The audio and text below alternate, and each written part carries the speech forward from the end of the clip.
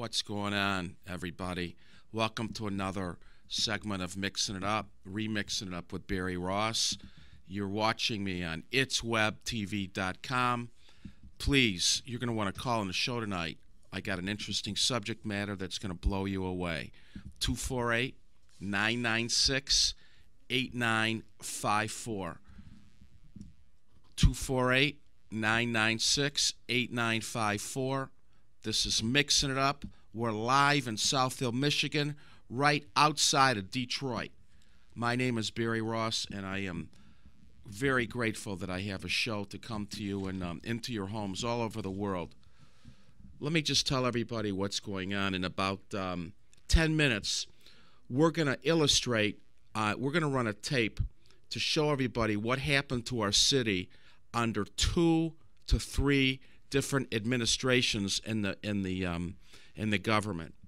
Now, the state of Michigan has a Republican governor. This Republican governor, his mission, and this is Governor Rick Snyder. Rick Snyder used to own Gateway Computer Company. His mission is to privatize everything in the city of Detroit. He has enacted 9 emergency managers in 9 different cities. And ironically, these emergency managers have all been in African-American communities. Every single one of these emergency managers, when they come in, they have failed. We happen to have an ex-basketball player as our mayor of Detroit, David Bing, who's an absolute joke.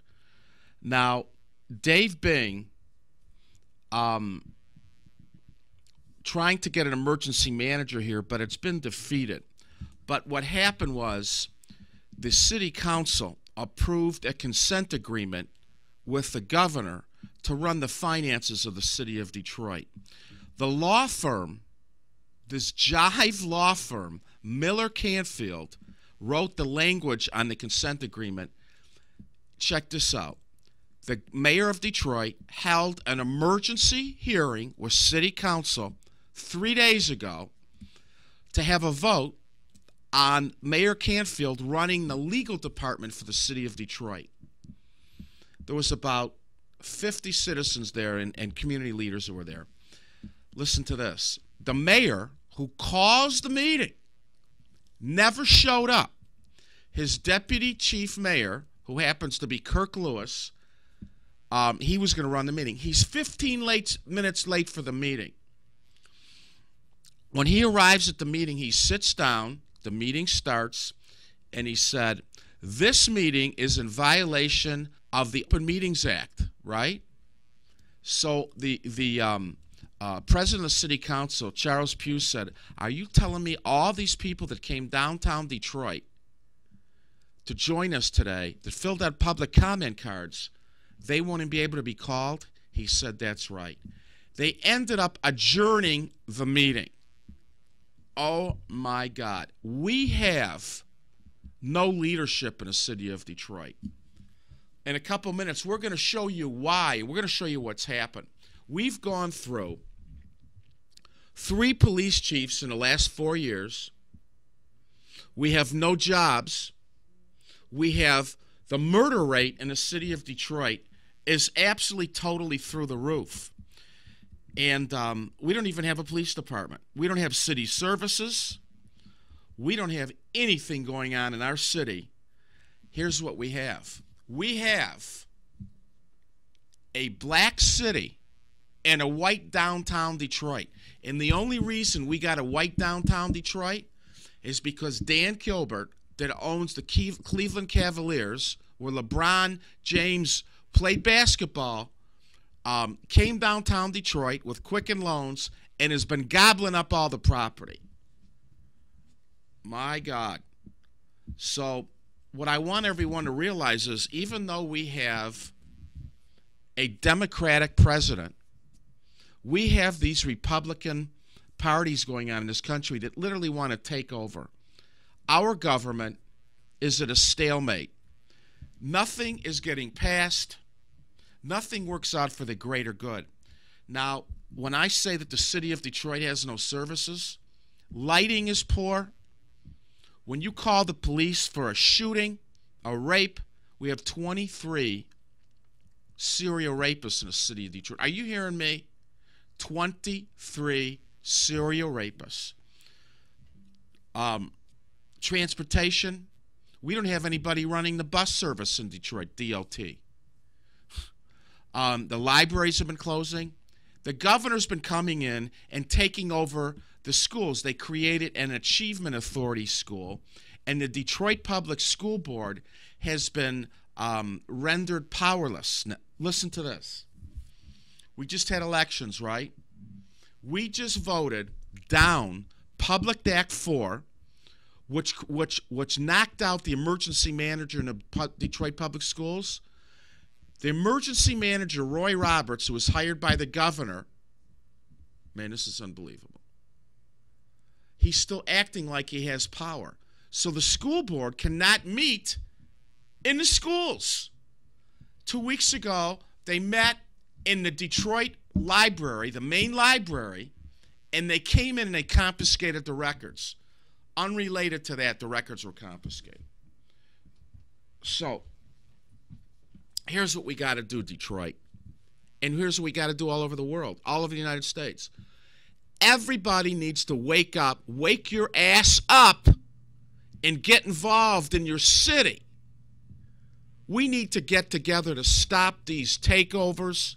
We need to get together. And listen, Detroit has 80,000 abandoned houses. Nothing's changing. It's just the same old, same old. I have in my hands right now the Detroit City Charter. The charter is the constitution for a city.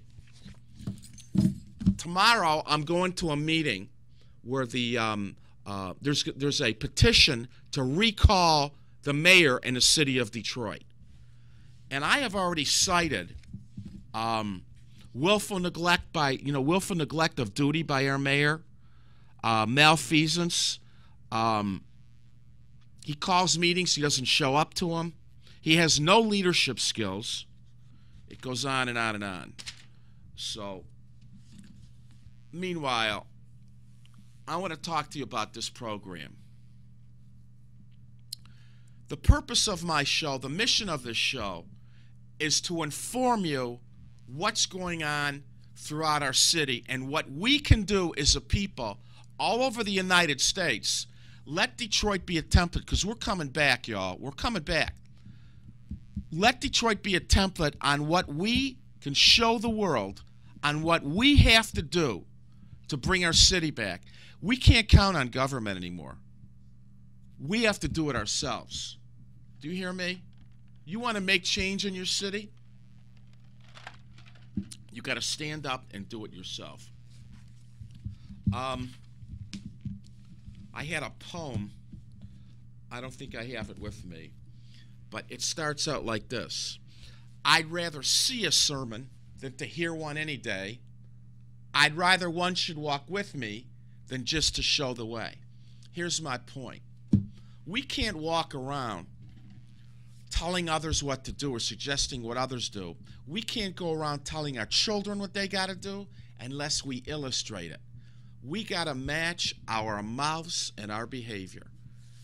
Listen, ladies out there in the world, if you think for 1 minute that you're surprised when you find out that your boyfriend's cheating on you, you knew up front what kind of man you have. We all know right away when we meet somebody what's going on with them. We choose to accept it or not accept it. How about this, ladies?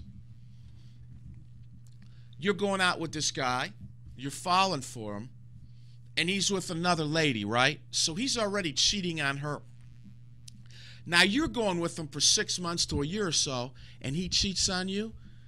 You're an idiot if you think if you're shocked by what he's doing. You should have known all along. You knew up front what you were getting. Okay? We get to a certain point in our life that we got to start being responsible for the choices we make. I got a problem with somebody in Detroit, and let me tell you what my problem is. I have there's a lady that just came to me for my close associate minister Malik Shabazz, um, who's an educated woman, a refined woman, a true lady. And, due to economic problems in the city, she's lost her job. She's getting thrown out of her house. And I want to make a plea to everybody to send in some donations for her. And I'm going to give you my number and her number. I'm not going to tell you her name, but my name is Barry Ross. And, oh my God, I can't remember her number right now. I can't remember her name. I'll get you her name when we have a break.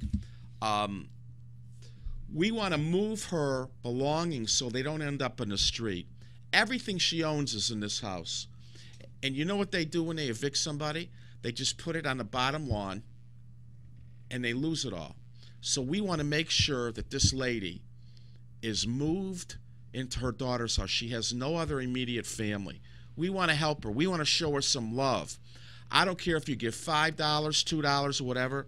You can call me, 248-417-9696. I don't care what you send. We want to get her out of her house in the next 5 days and move her. And I've already decided, if we don't get a lot of donations, I'm getting her a truck, and myself and a few friends of mine, we're going to move her. Okay, now here's her number. Here it is, 313-799-9709.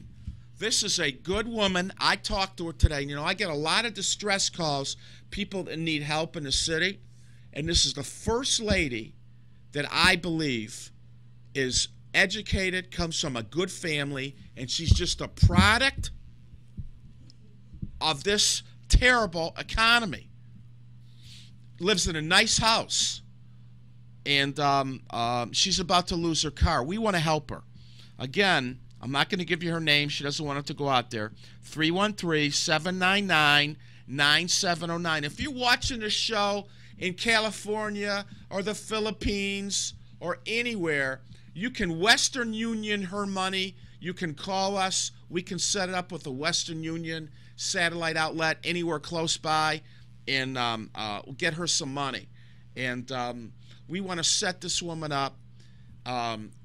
She's got a temp service job, and it's on and off. So we want to help her. If we don't look out for one another, no one else will. We want to show this woman some love.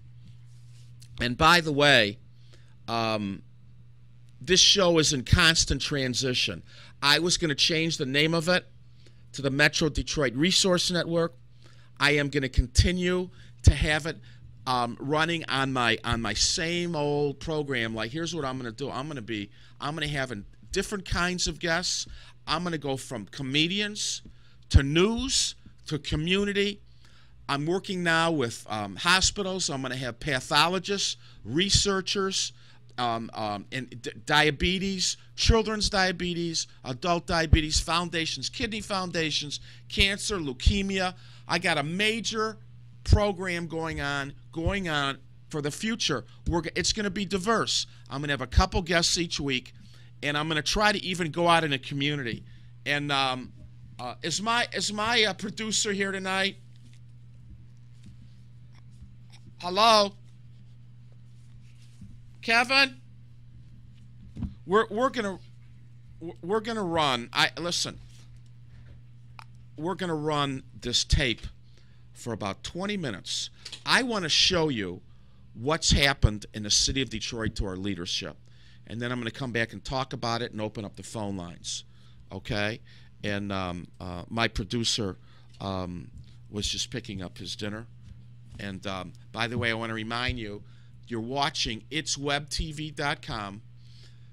You can get your own show here. You can advertise.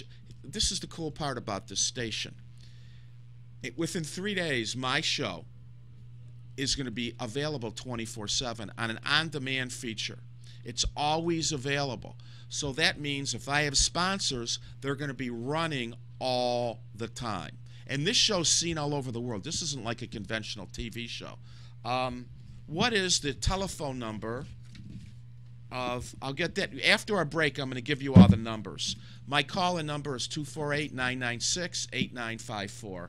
All right, are we ready? All right, we're going to run a tape right now to show you what went down with our previous mayor, Kwame Kilpatrick, who's made nationwide news. Wait till you see this. Okay, 1, 2, 3, let's run it. We're hot.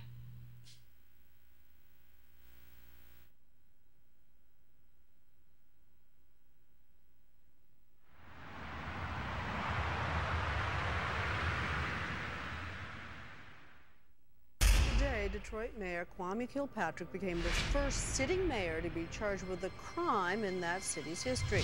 In the past 30 days, I've been called a more than any time in my entire life. In a city that's divided by color. It's no longer white flight from the city of Detroit. Now it is black flight from the city of Detroit. I've received more death threats than I have in my entire administration. Any merit to this? It seems they're playing the race card here. Well, it certainly seems like that. One man is the target of a political conspiracy. I cheated on my wife, Don. Boy, if you had me and my wife text messages, dude, let me tell you something. Don Diva Films presents a Flip Wilson production. Innocent people can go to jail or prison. People can literally get away with murder. This is the Kwame Kilpatrick story. The rise and fall of power. This indictment alleges Kilpatrick received at least $640,000 of unreported taxable income. The nonprofit seemed to be more of a slush fund for the mayor and his pals. He's young, he's black. I'm not using the race card, not at all. But he's young, he's black, and I guess, he made this mistake. They do not want to let it go. It is perhaps the most notorious unsolved murder in Detroit. Who killed stripper Tamara? Violence in our city is deplorable. It's out of control. Never admit it, so we'll never know. Kilpatrick's tangled web now jeopardizes what was once a promising fresh start for a struggling city. The son of a member of Congress and a county commissioner, he was elected in 2001 to great fanfare. It was a subdued Kwame Kilpatrick who spoke this morning, who stayed on message as he announced that despite felony charges against him, he would not resign. I look forward to complete exoneration once all the facts surrounding this matter have been brought forth. I think that he pissed a lot of people off. Kwame Kilpatrick, as a young boy. I keep telling your mama and your daddy that one day the name Kwame Kilpatrick will be known all over the world. Being mayor is a job just tough to anyone.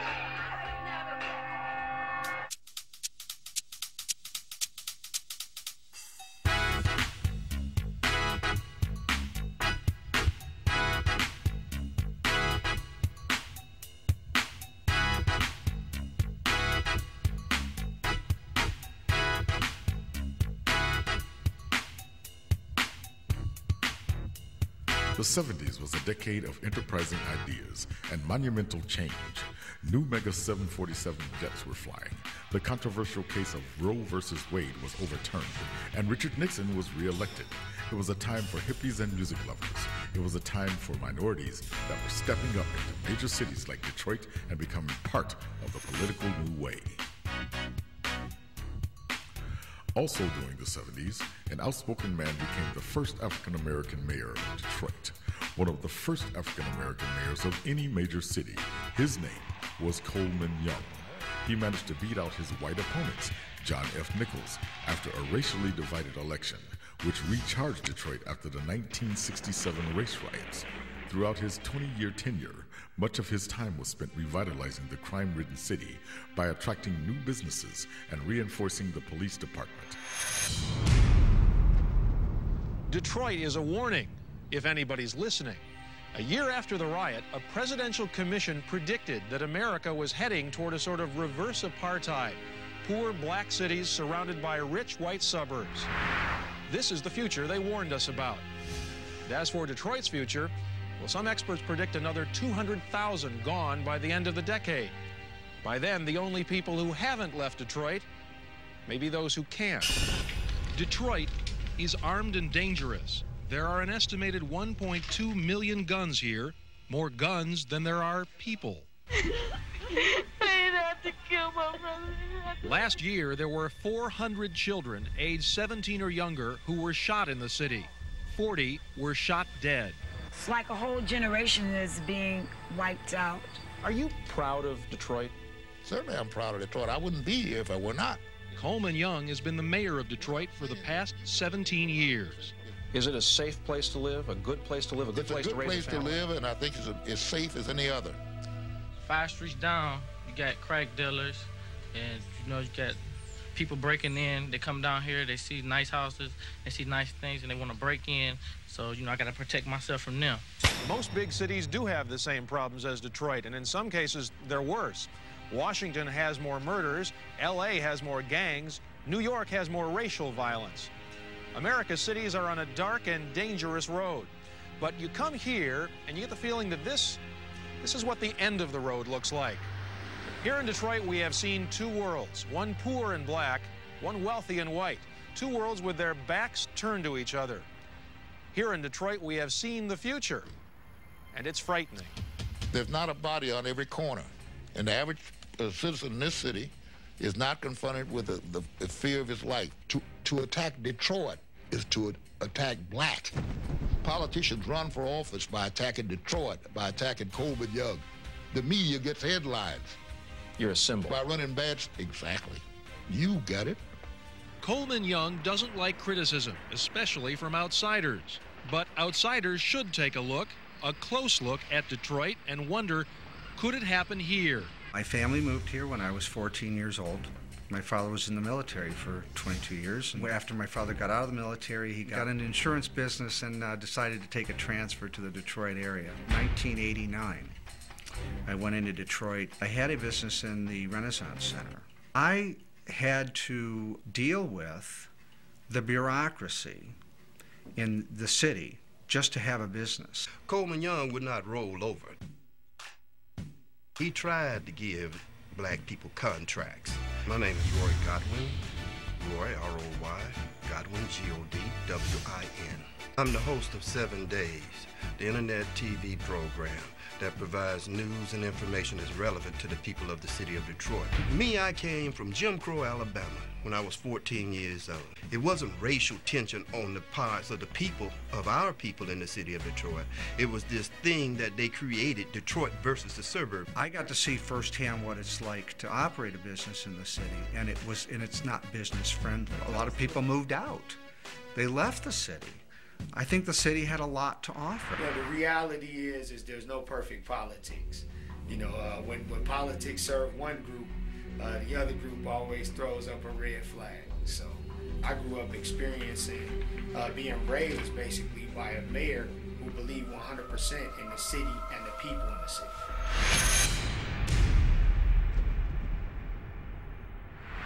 When I was growing up, if you would have asked a black kid in Detroit if we thought there could be a black president, because of what we saw from Coleman, I think your answer would have been yes.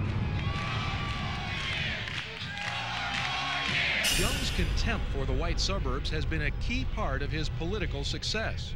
Once, when the mayor was asked about enforcing gun control, he replied, I'll be damned if I'm going to let them collect guns in the city of Detroit while we're surrounded by hostile suburbs. To the mayor, it's quite simply us versus them. He kind of drew a line at 8 Mile and said, this is mine and that's yours, and you want to come in, you got to ask. It's been proven over and over that blacks weren't able to survive in the makeup of white society. So Coleman, what he did with Detroit was he made Detroit an island. And we had control of our own destiny within our confines of our own city. In this country, black people are victims of racism. It's not accidental. The cities around the nation, they have the largest percentage of blacks, have the largest percentage of poverty, have the largest percentage of crime, have the largest percentage of unemployment. But in Detroit, blacks aren't just the majority, they're the authority. They run the police, the courts, the schools, and City Hall. But black political power hasn't meant black economic prosperity. In my time in Detroit, I have driven and walked past mile after mile of decayed, rotting neighborhoods that look like war zones, burned out buildings, crack houses. If you've been coming in length of time, those were there when I became mayor. And a whole lot of that's been restored. There are also people that say that any white mayor who had developed the downtown area and let the neighborhoods collapse would have been kicked out of office a long time ago. Well, that's bull. That's pure propaganda. Neighborhoods collapsed because half the goddamn population left. In fact, Detroit, which at its peak in the 50s was home to 2 million and 80% white, today has less than 1 million, about 70% of them black. So now, when it's hammer time in the city, it's tea time in the suburbs. This is where whites went, taking their money and jobs with them. There are now more offices here than in Detroit, more stores too, so there's no reason to go to the city. The only thing the suburbs lack are blacks. One study called these among the most segregated suburbs in America. Suburbs created by white flight and black rage. Coleman Young was a man. Malik Shabazz, M-A-L-I-K-S-H-A-B-A-Z-Z. Coleman Young was a man's man, strong, committed, intelligent. Not intelligent in the traditional sense of books or accreditation, but common sense, mother's wit. And he loved his people. You know, he said, I was born black. I wasn't born a Democrat. Coleman Young's credibility has been hurt by a series of scandals. The latest involves charges that his police chief stole from a fund set up for undercover drug buys. Look, man, I have been hounded for 10 goddamn years with allegations, rumors, and not one concrete charge. Now, after 10 years, you get tired of that bull. But your police chief? I wouldn't give a who it is. It's an investigation. There have been no findings. Well, he achieved the name the cussing mayor because, you know, Coleman pretty much kept it real as far as the language went. I think that, you know, a gentleman from Coleman's time, that language signified the passion or, you know, the true grit that he had in fighting for the things that he believed in. Coleman was in a city that he felt was an icon for black life in America. And so he felt like, hey, I have to go out here and be everything that I claim to be. And excuse the English, but even in some instances, a nigga. You know, that's what he felt. He felt he had to fight on that level and bring what he had to bring to the table on that level so that his white counterparts would understand that, hey, I mean business, and this is what it is. So you came in here to do a chop job, obviously, No, and that's what you've done. That's not true. Oh, bull. But don't you think I'm through now. Let's. Why do you get so angry? Why do you get so defensive? I'm not defensive. I am angry. I'd be a goddamn fool to discuss with you on public television an allegation, which would be the same as taking a goddamn stand. And who the you think you are to come in here and cross-examine me? Well, it's not a cross-examination. Well, you sure the hell isn't. It's a question, and a valid question. You're out of line. And as far as I'm concerned, the interview's concluded.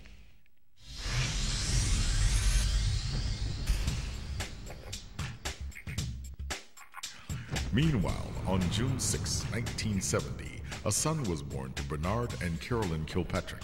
His name was Kwame Malik. His birth was a joy to the family, but it would be only a matter of time before that same baby boy would grow up to fill the big shoes that Coleman Young once wore. I think that Kwame had potential to be a coach. Kwame attended Detroit's Cass Technical High School, where he made friends that he would keep through most of his adult years. He then moved down to Tallahassee, where he went to Florida A&M University. While there, he became a member of Alpha Phi Alpha fraternity, was captain of the football team and ultimately graduated with honors in 1992 with a BS in political science and a teaching certificate. That was a brilliant giant. Brilliant. And he still is. But the political fire was already burning inside him. And it wasn't long before he headed back to Detroit. Lucky for him, his family had already set the framework for a great beginning in politics, and he was ready to make a name for himself. Ordinary man doing extraordinary things. You know, closing crack houses, and food and clothing to the needy, registering people to vote, and fighting injustice. By 2001, he was the youngest mayor elected in the history of the city at 31 years of age.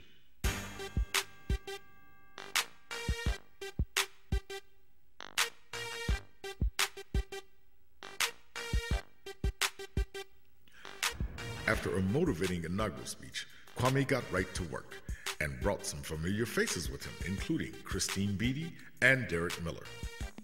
It took no time for the people of Detroit to fall in love with Kwame for his charismatic attitude and his dedication to helping the residents of Detroit. You know, he was hired in the office to, make the city better no matter who does it. I voted for Kwame.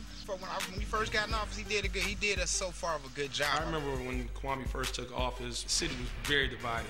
The older people was like, no, we don't want him, The younger people was like, yeah, Kwame, the city's about to be back on point, He was one of the youngest persons ever to become a mayor at 30 years old. I idolized that, and I respected that. He did damn good. We got 3 casinos, we got streets getting fixed, we got all type of shit popping off, but it's a whole bunch of rundown shit that just make us look raggedy now. Someone that can relate, to what's going on, and we're gonna build the city back up. But Kwame really scored the winning game basket when he brought the roar back to the city by bringing the Detroit Lions back to Ford Field and moving the Detroit Tigers right next door with Comerica Park. When you look at the new stadiums and the things that were accomplished like that, we have beautiful stadiums here. We had Super Bowls, we had All-Star games.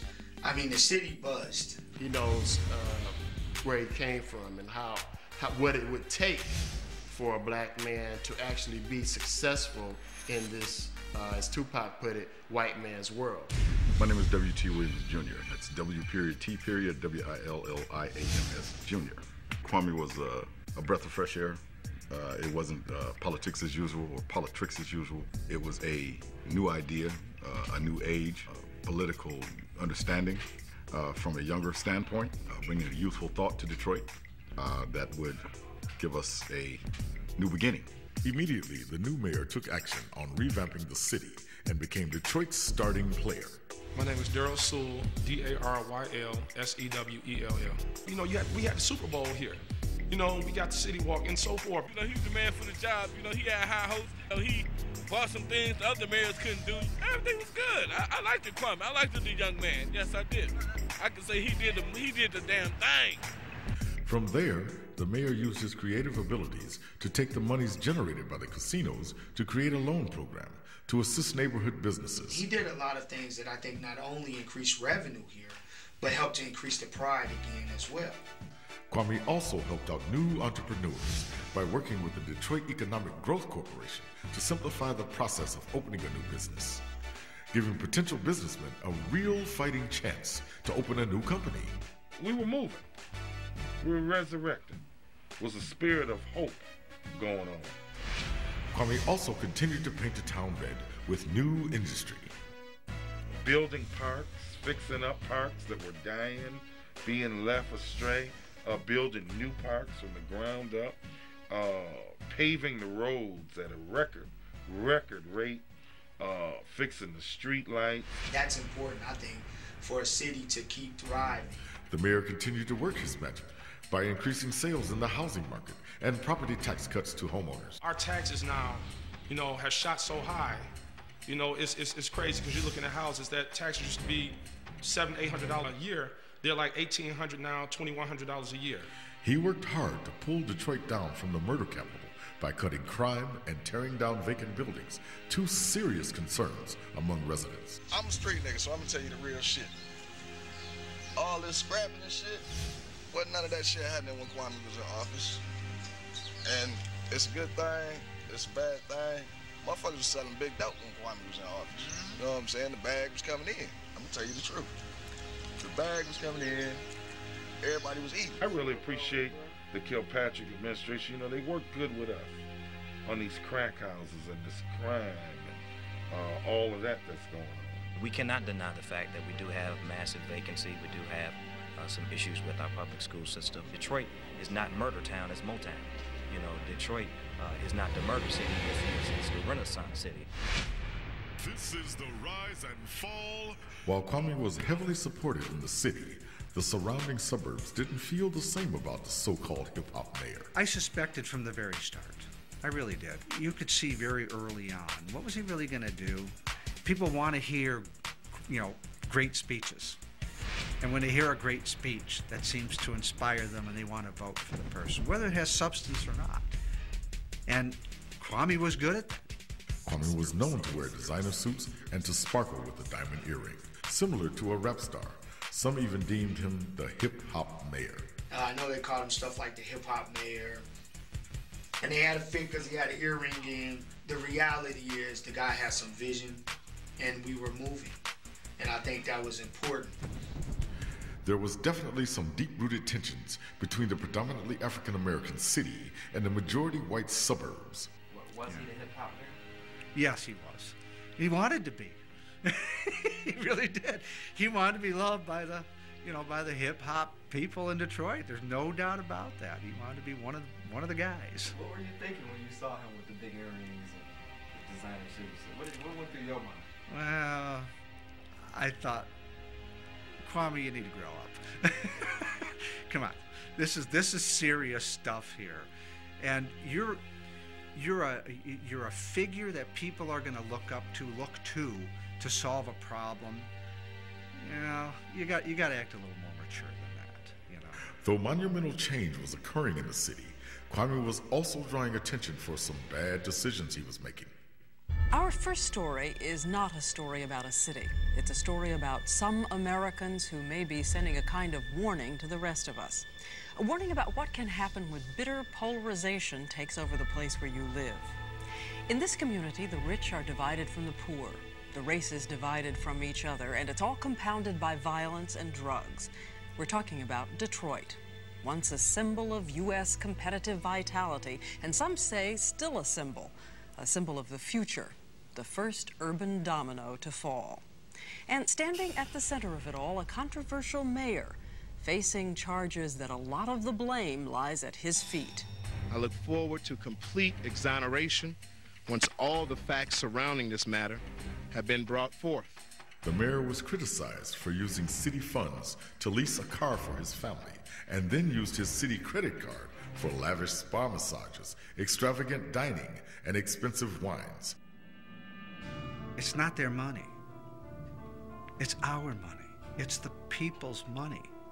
When politicians, all the politicians, finally realize that, I think they'll start to do the right thing. The mayor's office says the mayor, not the taxpayers, will pay for Smith & Webb services. Too much money. I mean, everybody turn evil. Motherfuckers corrupt every day. The downfall of what he was too young when he got in office, and he let the power go to his head. That's what went down with him. In the end, Kwame would have to pay back $9,000 of the $210,000 in charges he accumulated. Welcome back to Mixing It Up. I'm Barry Ross. You're watching myself on itswebtv.com.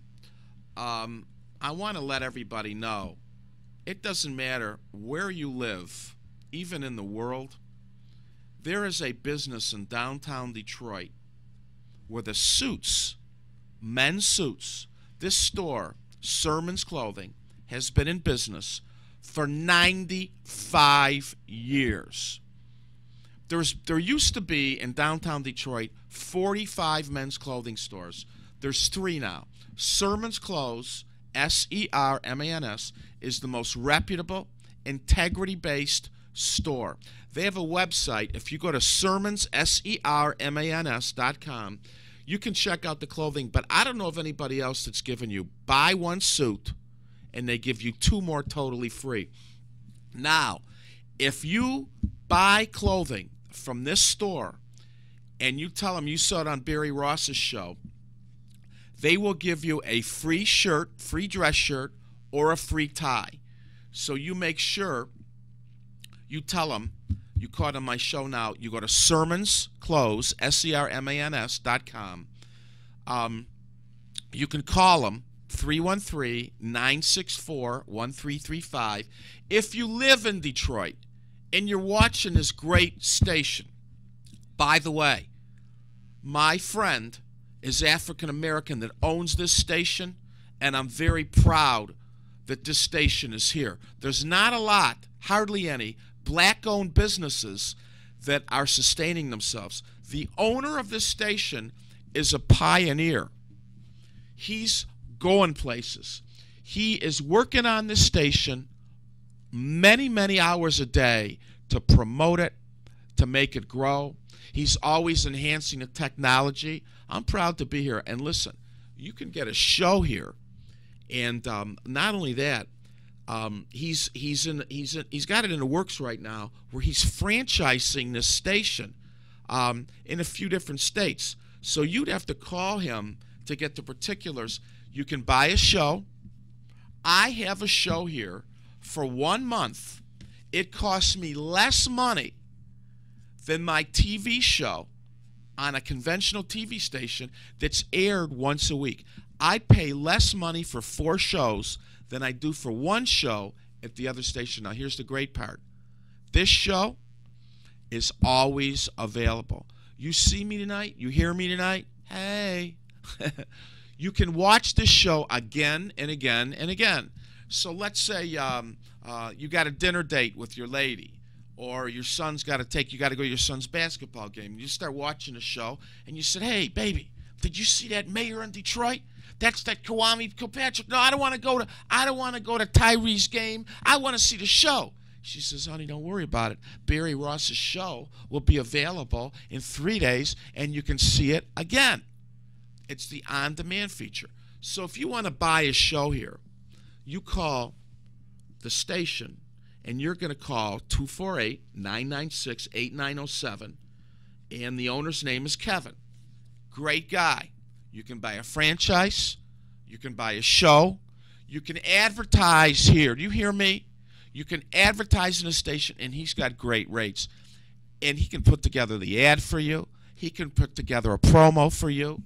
You can read. Oh, there's just so many options here. I can't tell you. So my show tonight is brought to you by Sermons Clothes, downtown Detroit. Now, getting back to business. You watched this tape I just showed you? Kwame Kilpatrick had just followed Dennis Archer.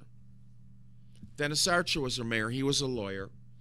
And he raped the city. He sold out the conservatory with the Cobo Hall, the restaurant concessions in Cobo Hall. He sold out 36 District Court.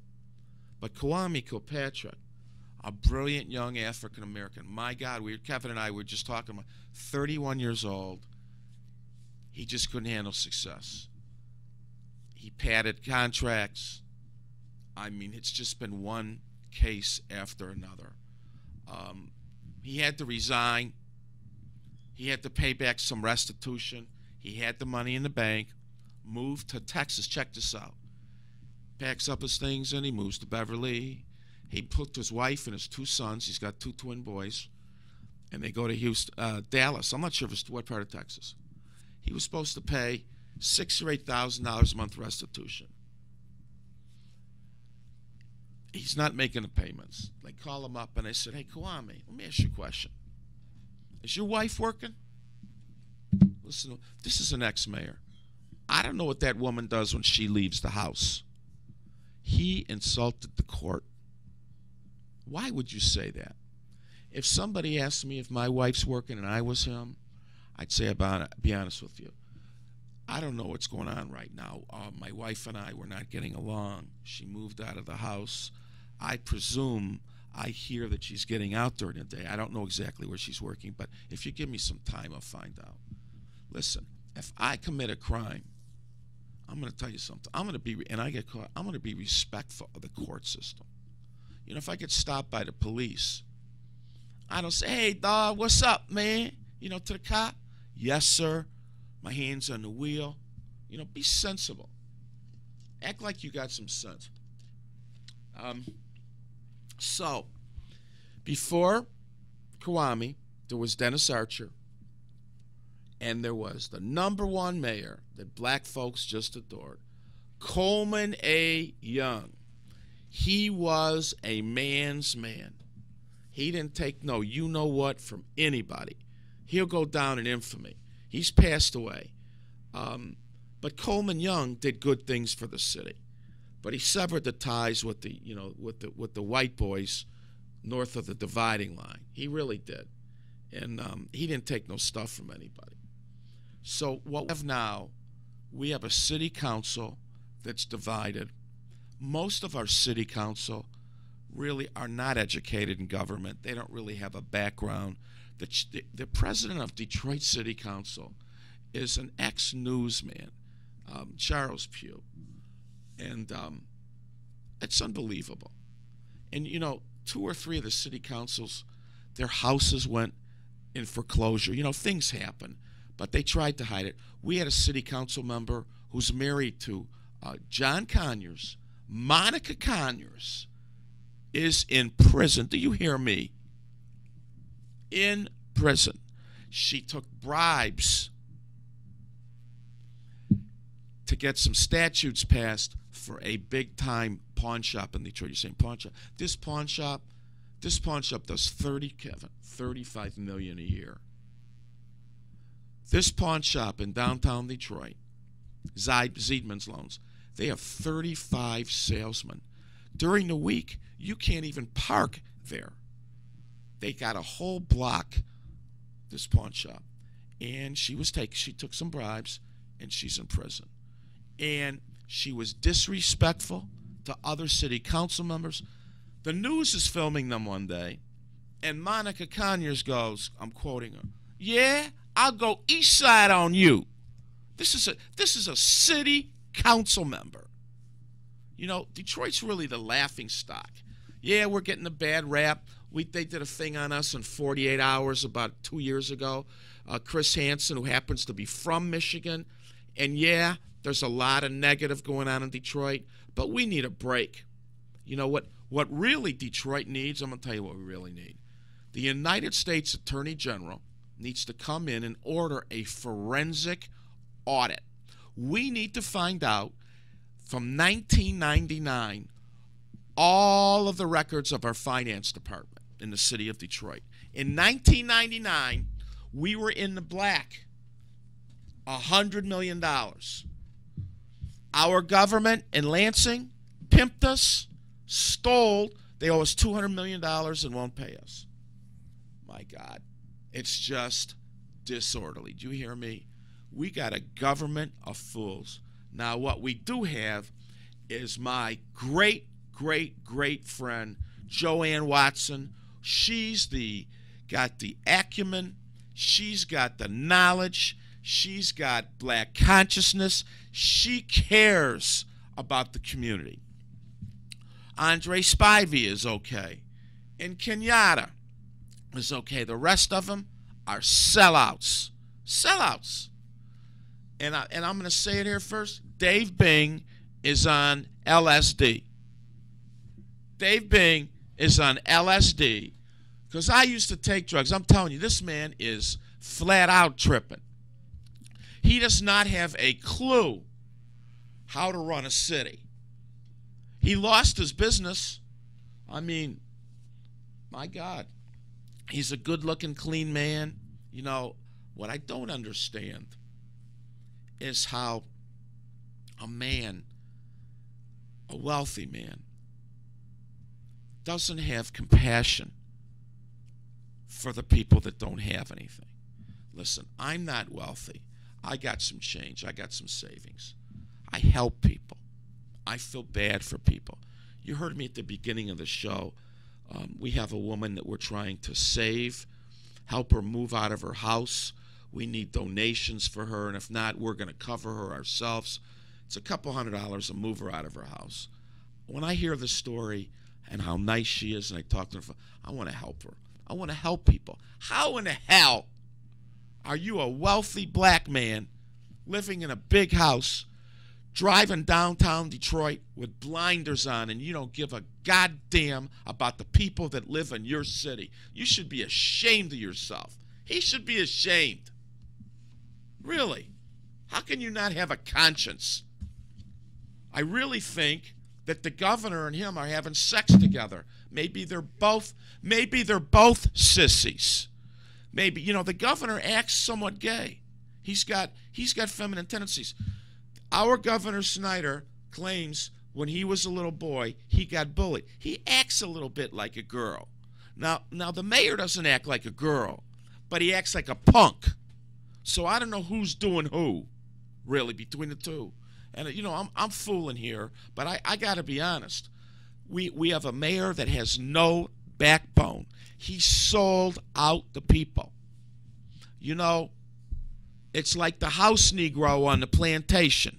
How much respect was he getting from the people in the field? Damn it, I'm white, and I got more respect and more love for what's happening in the black community than their own mayor. It's sad to me. Listen, I'm Barry Ross. You can comment on my blog at barryross.org. I have a Facebook page for this show, Mixing It Up on Facebook. You can go to my Facebook, Barry Ross. My email, Barry, you spell my name. You know, remember Barry White? I'm Barry Ross. BarryRoss@Comcast.net. Stay in touch with me. I'm just getting rolling on this show a little bit. I'm trying to fill my oats. I want the world, I want United States to get on board with us. I want you to start calling into this show. I want some action on the phone lines from you. I want you to tell me what's going on in your city. We just found out today that another city that's predominantly white is called a school board meeting with Detroit School Board because they're starting to get the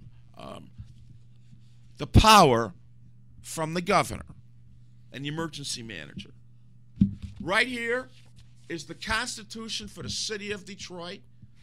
Anybody can buy this. It's City Hall, downtown Detroit, city clerk's office, second floor. This tells you how to run a city, although, you know what? It doesn't matter because nobody's enforcing anything.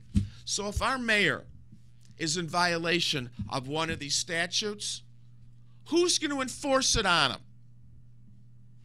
The mayor calls a meeting at city council and he doesn't show up. I think that's a penalty. That's a penalty. Some kind of fine. Something should be levied upon him for this infraction. How are you going to call a meeting and not show up? That's like, you know what? I'm going to have a New Year's Eve party, but I ain't going to it. Okay? I did that when I was younger. I had a card game. I had a big card game at my house when I was 15, and I didn't go to it. My older brother beat my ass. What kind of dumb stuff is that? How are you going to invite people over? You ain't going to be there. See, I knew that when I was young. Dave Bing is a punk. Dave Bing is a punk, sellout, doesn't care about the community of the city of Detroit. Now, I'm going to tell you why Detroit's important. Because the water's there, the Detroit River. We're an international waterway. We have a bridge to another country. George Papa Doc Bush, baby Papa Doc. This is baby Bush. Throw the shoe at. Remember? That was funnier than hell. George Bush's daughter, forgot her name, Barbara maybe, that was his wife. She's going around the United States buying up water rights. If we lose the control of water, it's all over, man. It's all over. He wants to take over our main city park, the lighting department, transportation, schools, libraries, and we have no jobs. And we used to have 5,000 Detroit police officers. We're at 1,900. And the governor the mayor and the governor have cut the pay by 10%. The Detroit police officers are working overtime and not getting paid. And there's so many murders, they're going through the roof. They don't even care anymore. They don't even care. And they're not calling the families back to say, listen, I'm sorry about your son's death. You know, I've had the case now for about a month. I don't have any new clues, but, you know, I haven't just cast you aside. I mean, I know how important it is to you, and I want to give you closure as well. You know, you bury your son, the person responsible for this has to be put away, and we want to make sure of that. But I got to be honest, ma'am and sir, we have so many cases we can't see straight. Check this out. The city morgue in downtown Detroit had so many dead bodies, they were putting them in a Mack truck trailer. You hear me? And they weren't wrapping them up. And they weren't tagging them. These bodies were just strewn in there. Now, if your son, wife, or daughter, husband gets murdered, God forbid, they can't find the property that was on the body also. They've closed down the lab, the crime lab in the city of Detroit.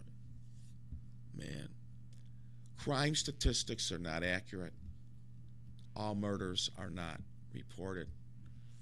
There are 25 serial rapists in the city of Detroit right now. All right, so let me put some words in your mouth. Why is this white Jewish man sitting in front of you worrying about what's going on in African American community? Why aren't I helping my people? Because we are helping each other.